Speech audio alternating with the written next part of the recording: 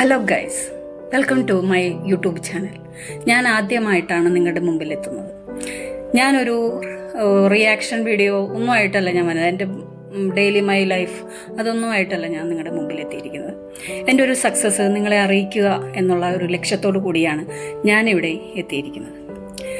ഞാൻ നിങ്ങളുടെ മുമ്പിൽ ഒരു സക്സസ് കാഴ്ചവെക്കുന്നുണ്ടെങ്കിൽ അത് ഒരു പ്രഡിക്ഷനാണ്. അതായത് നടക്കാത്ത കാര്യം നമ്മൾ മുൻകൂട്ടി കണ്ട് അതിനെ ബേസ് ചെയ്ത് നമ്മൾ നടത്തുന്ന കാര്യത്തിനെയാണ് അത് പ്രവചിക്കുക.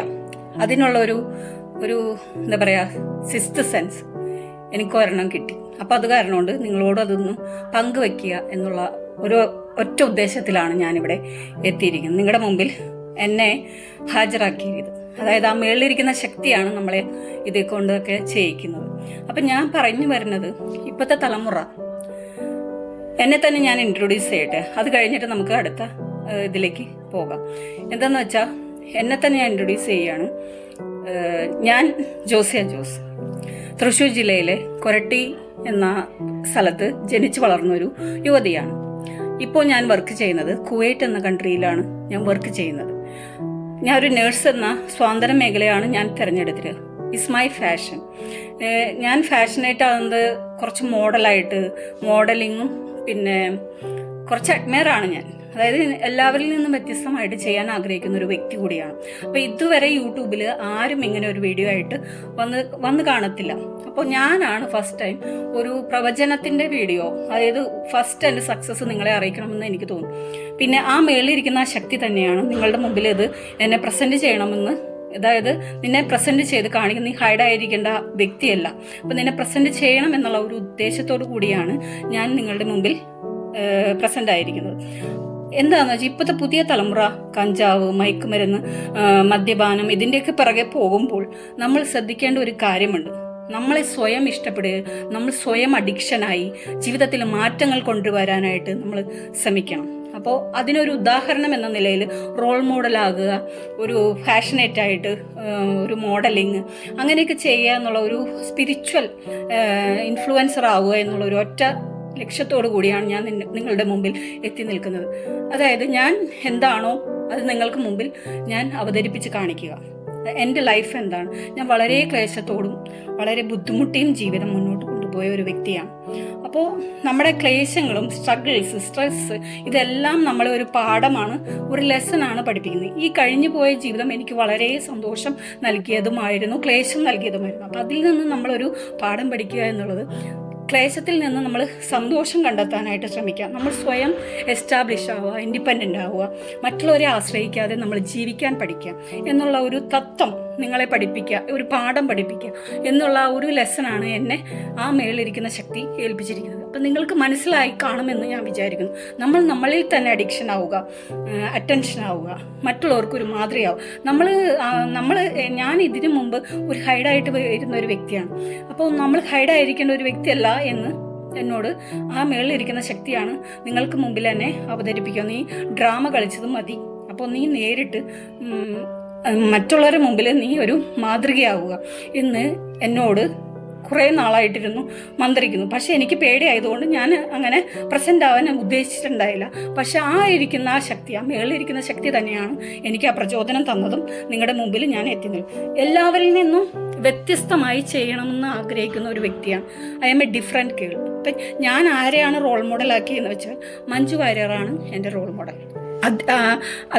അദ്ദേഹം പറഞ്ഞ ഒരു കാര്യം ഞാൻ ഓർക്കുകയാണ്. അതായത് നമ്മൾ എപ്പോഴും ഡിഫറൻ്റായിട്ട് ചിന്തിച്ച് നമ്മുടെ ആംഗിളിൽ നിന്ന് ചിന്തിക്കുമ്പോൾ നമ്മൾ തന്നെ സ്വയം സന്തോഷം കണ്ടെത്തണമെന്ന് ഒരു പ്രസ്താവന ഇറക്കിയായിരുന്നു. ആ പ്രസ്താവനയിൽ നിന്നാണ് ഞാനത് മനസ്സിലാക്കി എന്നിലേക്ക് അത് അതായത് നൂന്നിറങ്ങാനും ഞാൻ തന്നെ എന്നെ സ്വയം വിലയിരുത്താനും പഠിക്കാനും തുടങ്ങിയത്. അപ്പോൾ ഇപ്പോഴത്തെ പുതിയ ജനറേഷന് എനിക്ക് കൊടുക്കാനുള്ള, പെൺകുട്ടികൾക്കും ആൺകുട്ടികൾക്കും കൊടുക്കാനുള്ള ആ ഒരു മോട്ടിവേഷൻ എന്ന് പറയുന്നത് ഒരു സ്പിരിച്വൽ ഇൻഫ്ലുവൻസർ മോട്ടിവേഷൻ, നിങ്ങൾക്ക് എങ്ങനെ വേണമെങ്കിലും എന്നെ എടുക്കാം. ഞാൻ ഈ വ്ലോഗ് ചെയ്യാൻ തന്നെ കാരണം ഇപ്പോഴത്തെ നമ്മുടെ ന്യൂ ജനറേഷൻ മോഡലിങ്ങിൻ്റെ പുറകെയും അഡിക്ഷൻ്റെ പുറകെയും ഓടിക്കൊണ്ടിരിക്കുന്ന ഈ കാലഘട്ടത്തിൽ അവർക്ക് വേണ്ടി എന്തെങ്കിലും ഒന്ന് ചെയ്യണമെന്ന് ആ ശക്തി എന്നോട് പറഞ്ഞു. അതുകൊണ്ട് നീ തന്നെ മാതൃകയായി നിന്നെ കാണിച്ചു കൊടുക്കുക എന്നാണ് എന്നോട് പറഞ്ഞത്.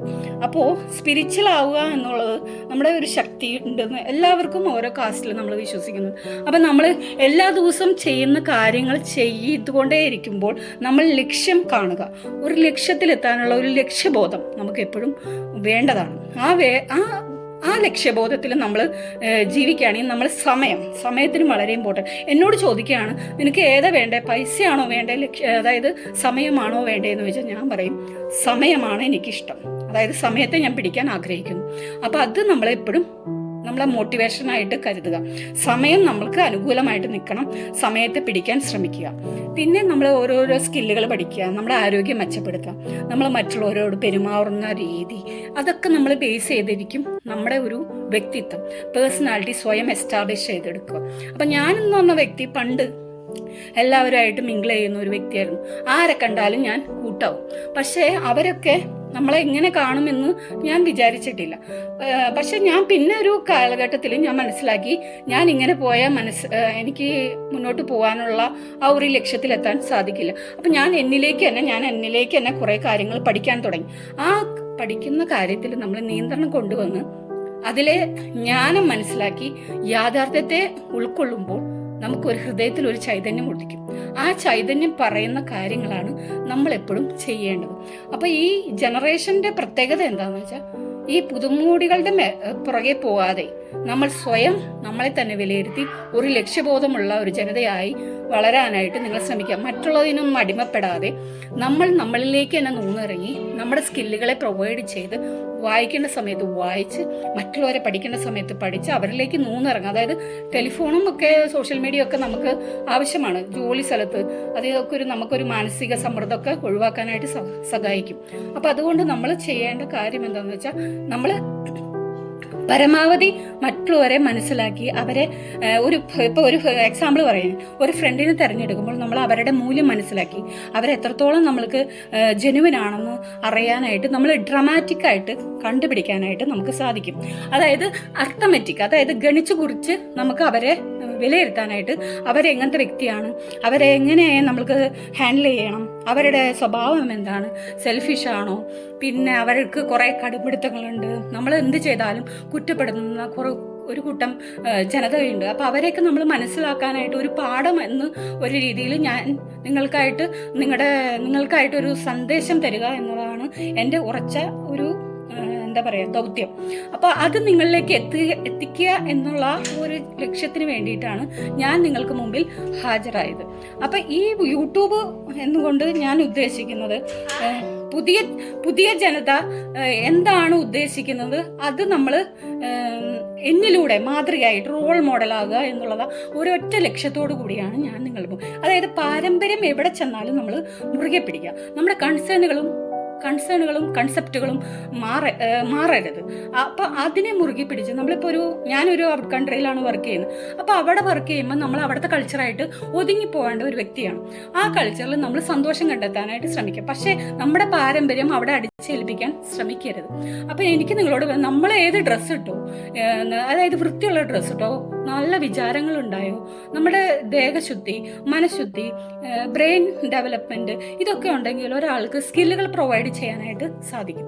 ആ സ്കില്ലുകൾ പ്രൊവൈഡ് ചെയ്യുന്നത് നമ്മൾ ഒരു ന്യൂ ബോൺ ജനിക്കുമ്പോൾ നമ്മുടെ കുടുംബത്തിൽ നിന്ന്, പിന്നെ നമ്മൾ പഠിക്കുന്ന ആ ഒരു കുടുംബത്തിൽ ഒരു ഉണ്ണി പിറന്നു കഴിയുമ്പോൾ ആ ആൾ കാണുന്ന അതായത് കുഞ്ഞു അതായത് ഒരു ഉണ്ണി ആണായിക്കോട്ടെ പെണ്ണായിക്കോട്ടെ, അവർ കാണുന്നത് സ്വന്തം അപ്പൻ്റെ അമ്മയുടെയും കണ്ണിലൂടെയാണ് അവർ ലോകത്തെ കാണുന്നത്. ആ ലോകം മനോഹരമാകണമെങ്കിൽ നമ്മൾ കുറച്ച് പേര് വിചാരിച്ചാൽ ലോകം മനോഹരമാക്കാനായിട്ട് നമ്മുടെ ചിന്തകൾ മാറ്റാനായിട്ട് സാധിക്കും. അപ്പം നമ്മൾ സ്വയം എസ്റ്റാബ്ലിഷ് ആവുക, അതായത് ജോലി കണ്ടെത്തുക. നമ്മൾ പഠിക്കുന്ന ഓരോ തലത്തിലും നമുക്ക് ആ ഫ്രണ്ട്സിന് വാല്യൂ കൊടുക്കുക. ആ ഫ്രണ്ട്സിൻ്റെ ആ ബോണ്ടിങ് നമ്മളെ വളരെ ശക്തമായ കാര്യങ്ങൾ നമ്മുടെ ബാക്കിലുണ്ടാവും. എൻ്റെ കാര്യം എടുത്ത് പറയുക, വിചാരിക്കുകയാണെങ്കിൽ ശക്തമായ കരം എൻ്റെ ബാക്കിലുണ്ട്. എൻ്റെ ഫ്രണ്ട്സ് ഓരോ ലെവലിലും, ഞാനിപ്പോൾ ചെറുപ്പത്തിലായിരുന്നപ്പോഴും, സ്കൂൾ ലെവലിലായിരുന്നപ്പോഴും, ഹൈസ്കൂൾ ലെവലിലായിരുന്നപ്പോഴും, കോളേജ് ലെവലിലായിരുന്നപ്പോഴും, നഴ്സിംഗ് പ്രൊഫഷൻ ആയിരുന്നപ്പോഴും എല്ലാം എനിക്ക് ഓരോരോ ഘട്ടത്തിലും ഓരോരോ ഫ്രണ്ട്സ് എന്നെ സഹായത്തിന്, അതായത് നമുക്ക് ആരും ഇല്ലെങ്കിൽ നമ്മുടെ ഫ്രണ്ട്സ് ഉണ്ടാവും എന്നുള്ള ആ ഉറച്ച വിശ്വാസം എന്നെ ഇവിടം വരെ എത്തിച്ച് നിർത്തുക. അതിലൊരു സക്സസ് ആണ് ഞാനിപ്പോൾ ഇന്ന് നിങ്ങളുടെ മുമ്പിൽ ഒരു പ്രഡിക്ഷൻ ആണ് പറയുന്നത്. അതായത് അത് നടന്നു കഴിഞ്ഞു, എനിക്കത് അനുഭവിച്ചറിയാൻ പറ്റി. അപ്പൊ അത് നിങ്ങളോട് പറയണമെന്ന് എനിക്ക് തോന്നിയത് കൊണ്ടാണ് ഞാൻ നിങ്ങളുടെ മുമ്പിൽ എത്തി നിൽക്കുന്നത്.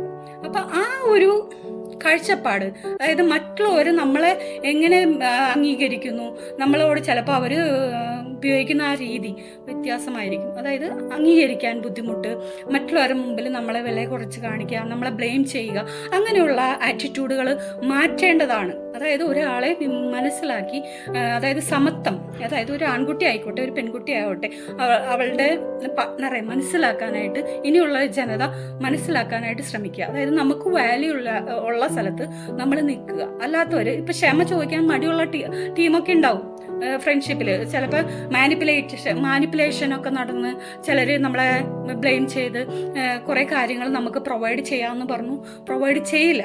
പക്ഷെ നമ്മൾ അങ്ങനെയൊന്നും ആയിരിക്കരുത്. നമ്മളൊരു ഡ്രാമാറ്റിക് ആയിട്ട് അവരെ ഹാൻഡിൽ ചെയ്യാൻ പഠിക്കണം. അവരെന്ത് തന്ത്രമാണോ ഉപയോഗിച്ചാൽ ആ തന്ത്രം നമ്മൾ തിരിച്ചും പ്രയോഗിക്കാം. പക്ഷെ സ്നേഹം എന്നതും റെസ്പോൺസിബിലിറ്റി എന്നതും നമ്മൾ ആത്മാർത്ഥമായിട്ട് വേണം എല്ലാവരോടും കാണിക്കാൻ. ഒരാളെയും ബുദ്ധിമുട്ടിക്കരുത്, അവരെ വേദനിപ്പിക്കരുത്. പിന്നെ കുറെ ഫ്രണ്ട്സ് സർക്കിളുള്ള ആൾക്കാരാണ് ഞാൻ, ആളുകളും ഉണ്ട്, ഞാനും ആ ഒരു ഫ്രണ്ട് സർക്കിളിലാണ് നിൽക്കുന്നത്. അപ്പൊ അവർ ചിലപ്പോൾ നമ്മളെ കാണുന്നത് ചിലപ്പോൾ ഞാനാണ് വലിയ ആളെന്നുള്ള ഭാവത്തിലായിരിക്കും അപ്പുറത്ത് എതിരെ നിൽക്കുന്ന വ്യക്തി നിൽക്കുന്നത്. അപ്പൊ പക്ഷേ നമ്മൾ എന്ത് വിചാരിക്കണം, അവരോട് വർത്താനം പറഞ്ഞിട്ടോ മുട്ടിയിട്ടോ നമുക്കൊരു കാര്യവുമില്ല. അവര് അവരുടേതായ രീതിയിൽ ജീവിച്ചോട്ടെ. നമ്മൾ എന്ത് ചെയ്യണം, നമ്മളിലേക്ക് തന്നെ ഒതുങ്ങുക. പുതിയ പുതിയ സ്കില്ലുകൾ, ആരോഗ്യം മെച്ചപ്പെടുത്തുക, സ്കില്ലുകൾ പ്രൊവൈഡ് ചെയ്തുകൊണ്ടിരിക്കുക. നമ്മൾ ഏത് വിശ്വാസത്തിലാണോ നമ്മൾ അടിയുറച്ച് വിശ്വസിക്കുന്ന ആ വിശ്വാസത്തിൽ മുന്നോട്ട് പോകാനായിട്ട് എല്ലാവരും ശ്രമിക്കുക.